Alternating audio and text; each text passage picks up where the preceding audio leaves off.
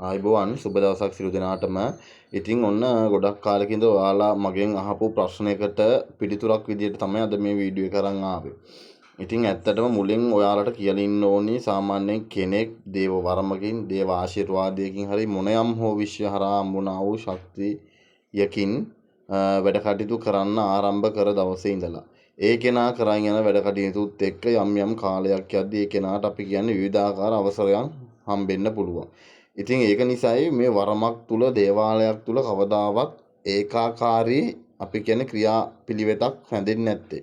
ඒ කියන්නේ හිතන්නකෝ උදාහරණයක් විදිහට මුල් අවුරුද්දේ දෙන බඩු ලිස්ට් එක නෙවෙයි ඔයාලට දෙවෙනි අවුරුද්දේ වැඩකට දෙන්නේ. එතකොට මුල් අවුරුද්දේ කියන පඳුර නෙවෙයි දෙවෙනි අවුරුද්දේ කියන්නේ මෙහෙම වරන් හිමියා නිවිරිදි ගමනක් යනකොට විශ්වය විසින් ඒ වරන් හිමියාට උදව්වක් විදිහට සහ අපි කියන්නේ ඒ ස්ථානයට එන ආතුරයන්ට වෙන්නා වූ පිහිට වැඩි කරන්න යම් අලුත් අවසර මුදා හරිනවා.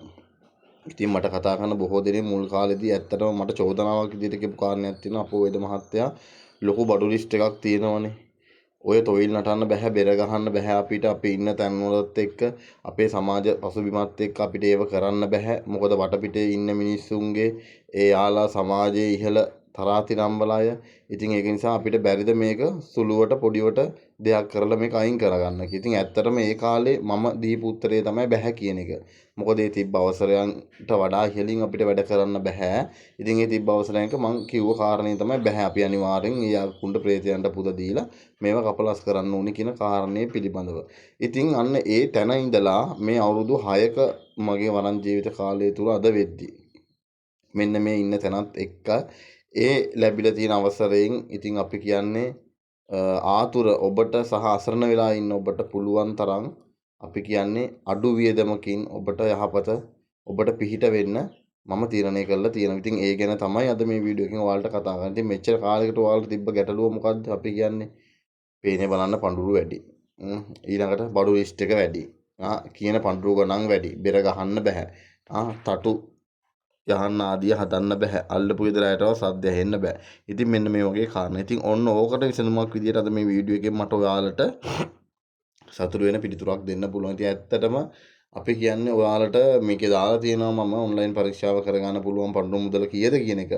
එතකොට මාත් එක්ක සම්බන්ධ වෙන වැඩ කටයුතු කරා අය දන්නවා මම කොහොම පඳුරු වලද කලින් අපි කියන්නේ පරීක්ෂාවල් කරේ කියන එක. හැබැයි මේ දැනට මේ රටේ පවතින තත්ත්වයක් එක්ක සහ අපි කියන්නේ විශ්වයෙන් අපිට එන්නා වූ දේව පිරිවර වලින් අපිට එන්නා වූ ඒ අවසර සහ අන්න පරිදි තමයි අපිට වැඩ කරන්න වෙන්නේ. ඉතින් ඒක නිසා මේ පඳුරට ඔයාලට අපි කියන සම්පූර්ණ පරීක්ෂාවක් තමන් ගැන, තමන්ගේ භූමිය ගැන, තමන්ගේ ගෙදර අය ගැන අපි කියන්නේ ඒක වින දෝෂ පරීක්ෂාවට එහා ගිහිල්ලා ආධ්‍යාත්මික ශක්තියින් හරහා ඔබේ පෙර ආත්ම භවවල ඔබ කරා වූ අකුසල කර්ම පරිසම් දෙනවා නම් ඒ අකුසල කර්ම මොකක්ද ඒවට කරන්න ඕන පිළිවෙත් මොනවාද ඊළඟට අපි කියන ග්‍රහ බලපෑම උප්පත්ති වෙලා සහ කර්ම ශක්තියින් තුලින් ඔබගේ ජීවිතය ජයගන්නේ කොහොමද දියුණුව හදාගන්නේ කොහොමද කියන වගේ අපි කියන්නේ බොහොම අපි කියන්නේ ගැඹුරට ගිය කාරණා බලලා සාකච්ඡා කරලා ඒවට පිළියම් කරගන්න පුළුවන්. එතකොට අනිත් කාරණේ තමයි අපි කියන්නේ යහන් නැතුව තතු පූජා නැතුව යකුන්ට පූජා නැතුව බෙර ගහන්න නැතුව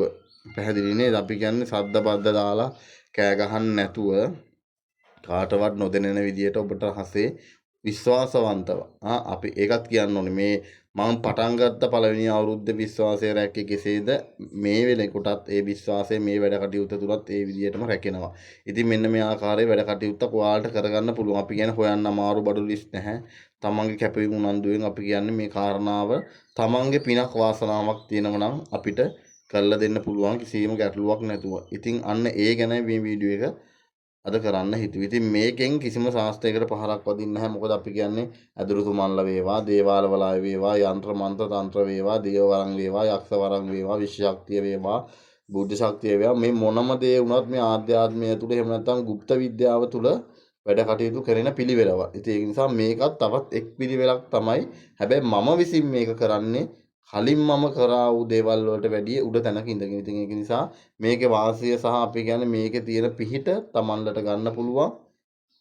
ඒ ගැන දැනුවත් කරන්න තමයි විශේෂයෙන්ම මේ වීඩියෝ එක ඔයාලට මම කරේ. ඉතින් ඒක නිසා මගේ WhatsApp නම්බරෙත් තියෙනවා. කලින් නම්බරේ නම් නැහැ. මොකද ඒක මේ පොඩි දෝෂයකට අහු වෙලා ප්‍රමාද දෝෂයකට හොලා අපි කියන්නේ මේ બ્લોක් වීමක් බෑන්ඩ් වීමක් වෙලා තියෙන නිසා මේ අලුත් WhatsApp නම්බරේ තියෙනවා. ඉතින් මේකට මැසේජ් එකක් තියන්න. ජීවිතය වෙනස් කරගන්න අපි කියන්නේ තව තවත් අර අපි කියන්නේ බඩු හොයන්න බෑ, සල්ලි නෑ, කට්ටියට පේන්න කරන්න බෑ කියලා අපි කියන්නේ හේතු කියන්නේ නැතුව මේ කාරණයට සම්බන්ධ වෙලා ඔයාලගේ ජීවිතේ නැවතිලා තියෙන දිනුව හදාගන්න, පෞල් ජීවිතයේ තියෙන සතුට අරගන්න, ඔබලා දිනුවෙන් දිනුවටම යන්න යහපතක්ම වේවා. තෙරුවන් සරණයි.